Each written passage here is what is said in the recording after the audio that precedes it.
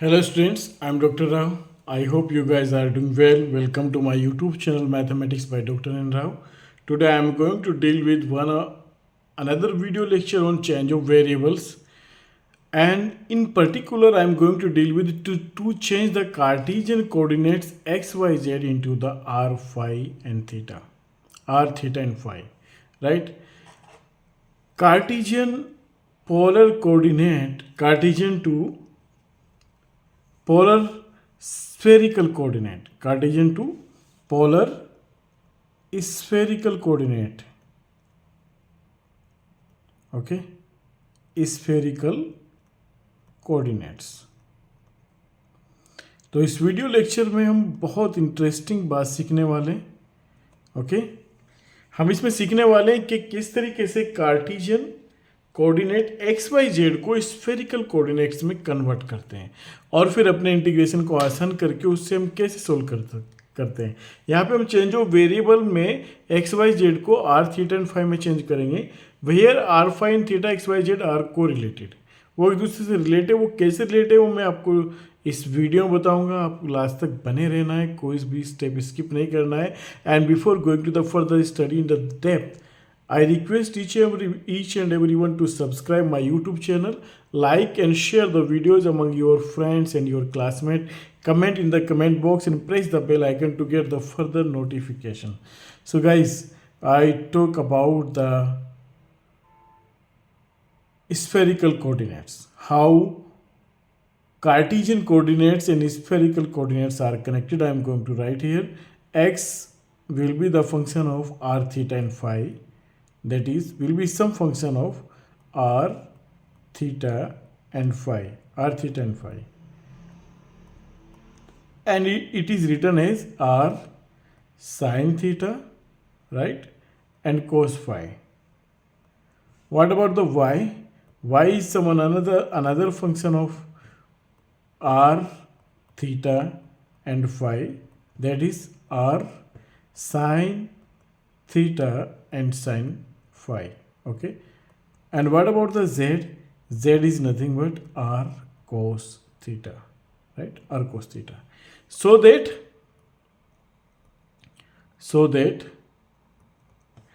x square plus y square plus z square, so that x square plus y square plus z square is equals to r square. इस तरह से connected है कि x square y square z square का जब square करेंगे तो वो आपको आर स्क्वायर के बराबर मिलेगा, ओके। तो guys I think you have understood this point very clearly.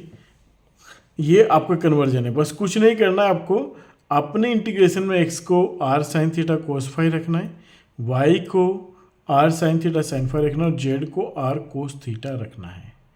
दूसरी और इम्पोर्टेंट बात ये होगी कि आपका जो d x d y d z है ये कन्वर्ट होके क्या बनेगा, ठीक है।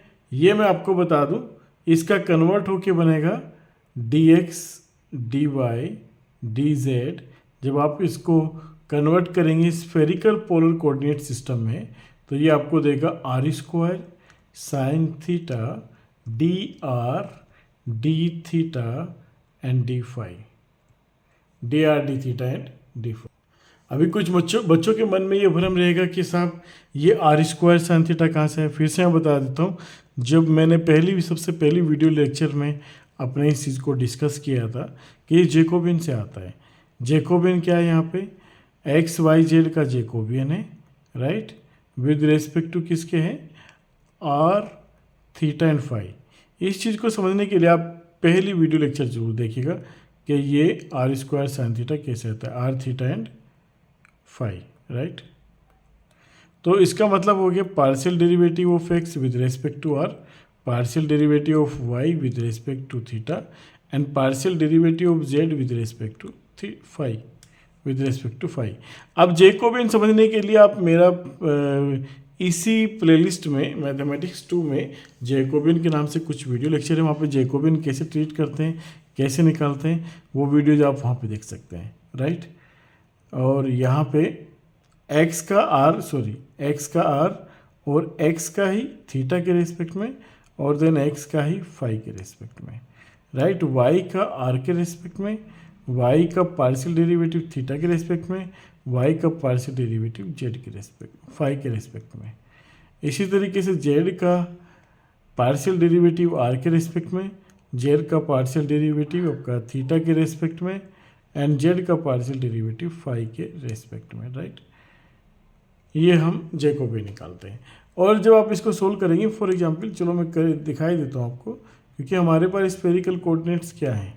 स्फेरिकल कोऑर्डिनेट्स हैं x = r sin theta and cos phi sin theta and cos phi, y = r sin theta and sin phi, and z = r cos theta. ये हम मेरे पास स्फेरिकल कोऑर्डिनेट्स हैं। तो एक्स आर का मतलब हो गया sine theta and sine phi, x theta का मतलब हो गया r cos theta and cos phi, right. और एक्स फाई का मतलब हो गया r minus r sine theta and cos phi, okay, sine theta and cos phi. इसी तरीके से वाई आर निकालो, वाई आर आपके पास हो गया sine theta and sine phi. अच्छा, यहाँ पे एक्स आर निकाला था ना आपने, तो साइन थीटा कोस फाई, ये साइन फाई लिखा गया, ये कोस फाई, राइट। यहाँ पे वाई थीटा का मतलब हो गया r cos theta and sine phi, right.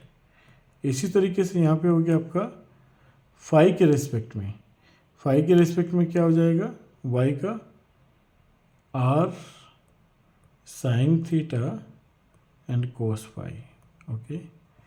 तो इसी तरीके से आपके पास यहाँ पे आ जाएगा आर,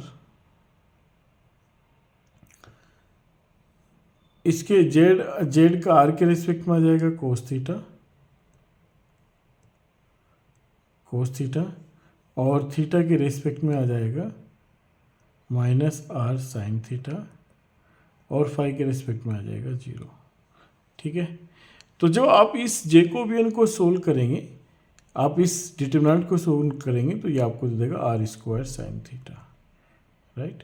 बस ये r² साइन थीटा यहीं से आते हैं। जब आप dx dy dz को करते हैं, तो Jacobian of j with respect to x y z of x y z with respect to r theta and phi, ये होता है आपके पास। तो यहाँ पे इसको सोल्व करिएगा आप, r² साइन थीटा मिल जाएगा।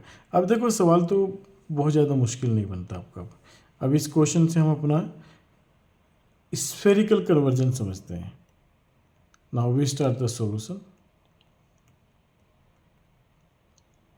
सॉल्यूशन करने के लिए we write here here the region of integration is bounded by, here the region of integration, देखो लिमिट्स दिया हुआ है ना, तो उसी से रीजन निकल आएगा। here the region of integration is bounded by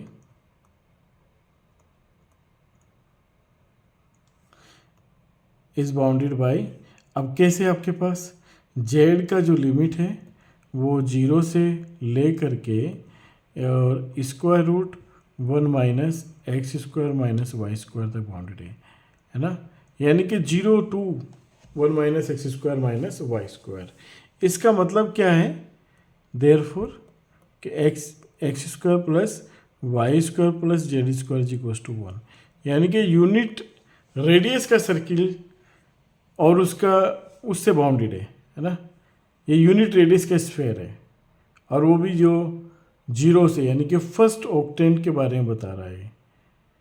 अच्छा, y क्या है आपका, 0 to √1 माइनस x², यानी कि ये बता रहा है कि x² प्लस y² = 1।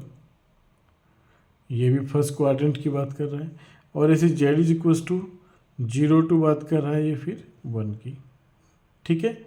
तो ये जो आपसे बात कर रहा है ना, ये फर्स्ट ऑक्टेंट की बात कर रहा है। Now changing the Cartesian, changing to spherical polar coordinate, changing to spherical polar coordinate,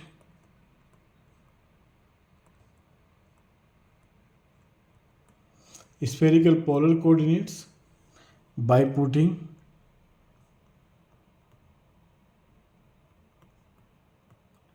x is equals to r sin theta cos phi, y is equals to r sin theta sin phi, and z is equals to r cos theta, so that x square plus y square plus z square is equals to r square, right? For the volume of the sphere अगर मैं बात करूँ, जो मेरा reason है, reason वाला वो sphere का वॉल्यूम क्या है मेरा, x square y square plus z square equals to 1. For the volume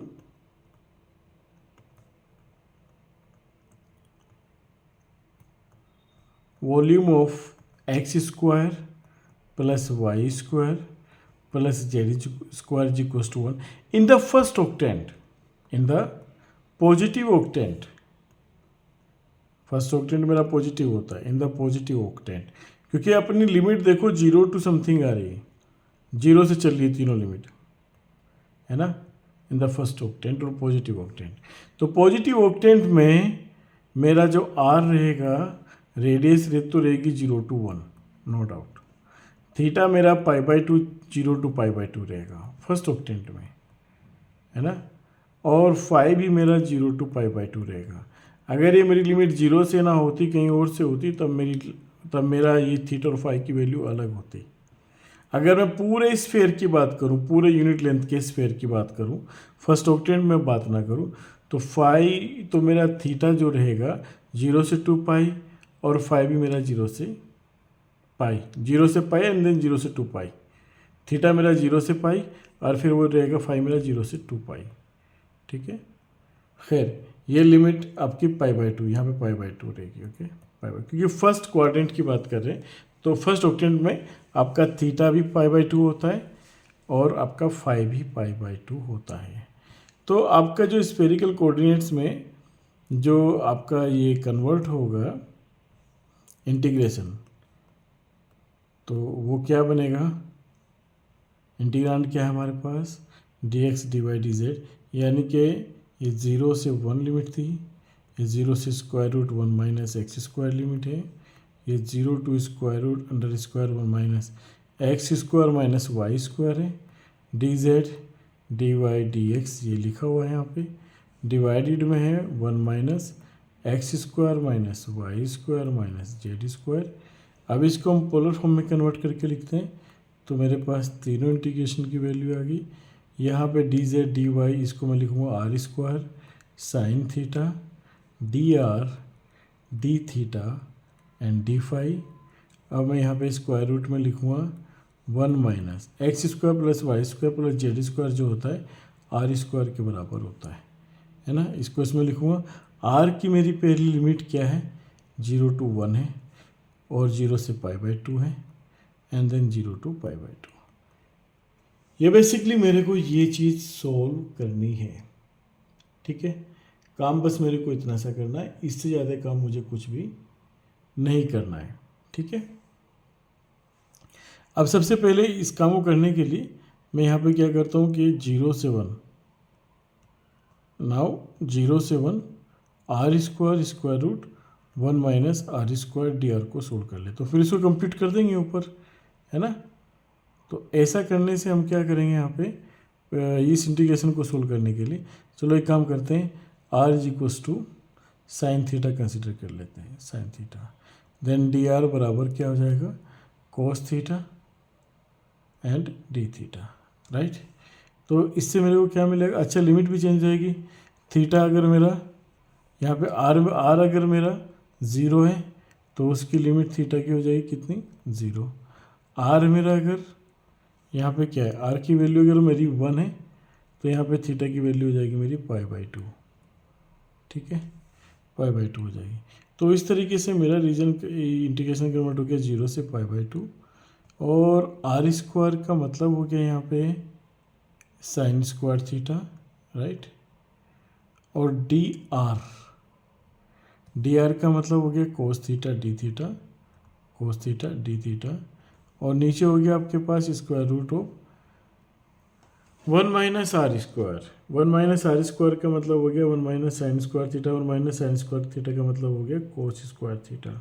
तो यहाँ पे 0 से π/2 और ये कोस थीटा इससे कैंसिल हो गया, sign square theta and d theta. तो यहाँ से ये डिडक्शन फॉर्मूला मैं लगा सकता हूँ 2/1 इंटू π/2, है ना, रिडक्शन फॉर्मूला लगा दी जो कि मेरे को देगा π/4। रिडक्शन फॉर्मूला हम पहले भी डिस्कस कर चुके हैं, ठीक है। जिन लोगों को समझ में नहीं आता फिर से यहाँ लिख देता हूँ मैं। 0 से π/2 में अगर साइन की पावर n है, n थीटा डी थीटा, और ये n इवन है तो आपका ये चलेगा n, n-1, n-2, n-3 और डॉट डॉट डॉट ये 1/2 तक चलेगा और देन π/2 की मल्टीप्लाई हो जाएगी इसमें। In case of n is even, और के केस में अलग इक्वेशन होगी। तो π/4 आ गया। अब π/4 मेरे पास इस इंटीग्रेशन का आ गया, मुझे कैलकुलेट करना है। Now I need to calculate, now I will calculate 0 से π/2, राइट। और इसका मेरे पास हो गया π/4, ठीक है, π/4 इसका डी आर के रेस्पेक्ट में π/4 हो गया, ठीक है। अब चाहे तो उसको π/4 को आप बाद में भी लिख सकते हैं, पहले अब 0 से पाई मेरे को थीटा के रेस्पेक्ट में कर रहा है तो यहाँ पे मैं साइन थीटा लिख लूँ और डी थीटा कर लूँ, ठीक है। तो ये मेरे को क्या देगा, साइन थीटा का इंटीग्रेशन हो गया माइनस का cos theta, right. Lower limit 0, upper limit π/2। तो साइन π/2 पे तो होता है 0, माइनस बार कर लें आप, साइन π/2 पे क्या होता है 0, अपर लिमिट कोस पाई, इसने साइन π/2 तो 1 होता है, कोस π/2 क्या होता है 0 होता है, ठीक है। और कोस 0 क्या होता है 1, तो इसने आपको दे दिया क्या 1, राइट, 1 दे दिया। यानी कि अब मेरे को सोल्व क्या करना है, 0 से π/2, next with respect to phi 0 से π/2। भाई आर के रेस्पेक्ट में मेरा π/4 आया था कांस्टेंट नंबर, और थीटा के रेस्पेक्ट में मेरा 1 आया है, और डी फाई मेरे को फाई के रेस्पेक्ट में करना है। तो मेरा π/4 आ गया, फाई के रेस्पेक्ट में आ गया मेरे पास ये π/2, ठीक है, जो कि मुझे देगा π²/8, which is the final answer. देखो काम फिर से मैं कहता हूँ बहुत आसान होता है, बहुत ज़्यादा मुश्किल काम नहीं होता है। तो I hope guys you enjoyed this session.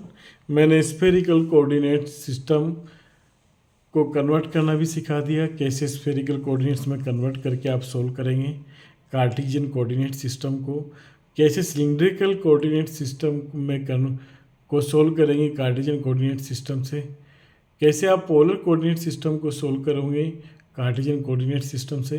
तो जो भी चेंज ऑफ वेरिएबल्स की जितनी वीडियोस मैंने अपलोड की है, so see all these video in sequence. You will really enjoy all the videos on the change of variables. Okay, so guys, see you in the next video lecture with awesome content. Okay, so keep in touch and keep watching my videos. Thank you very much. See you in the next video.